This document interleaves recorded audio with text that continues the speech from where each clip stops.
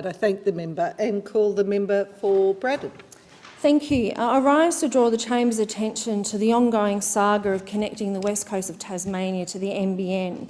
The West Coast is isolated and has a challenging climate, and the local economy is a mix of mining, agriculture and tourism. Recent tragedies at the Mount Lyell copper mine in Tasmania and its subsequent closure, combined with lower metals prices, have seen a significant economic downturn on the West Coast. Despite this region still has an annual gross state product of around $372 million from a population of 4,500. Yet for the economy to grow and diversify, it needs the best possible infrastructure. When Labor announced a full fibre NBN, we highlighted the ability for such infrastructure to remove the disadvantage of distance, allowing such communities to access health and education, for example, in new ways. The NBN under Labor was always about equity in providing modern infrastructure that would leverage economic growth.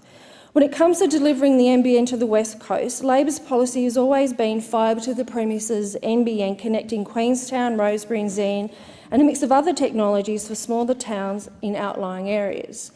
But what is the Coalition's policy for the NBN? Before the 2013 federal election, the now Prime Minister promised the Coalition would honour all existing contracts and roll out the NBN to all Tasmanian homes and businesses by 2015. That's a fail.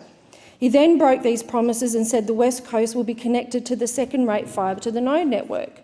He broke that promise too. In 2015, he then quietly put the West Coast on NBN satellites without informing the community.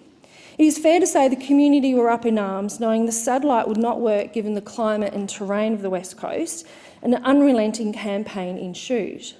The former Liberal member for Braddon ignored and dismissed the community's pleas for many, many months.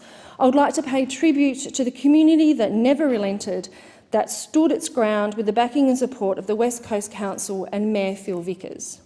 Finally, in the dying days of the election, a desperate coalition relented and promised to connect the major towns to a second-rate fibre to the node service.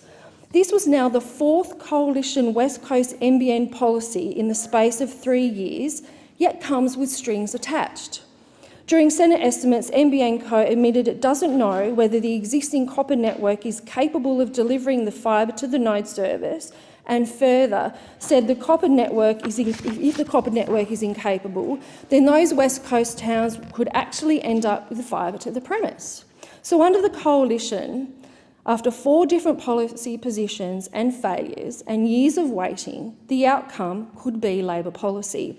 It is really simple. Rather than continuously stuffing around the West Coast, the Coalition should admit their policy is wrong and provide the West Coast with the NBN it needs and deserves.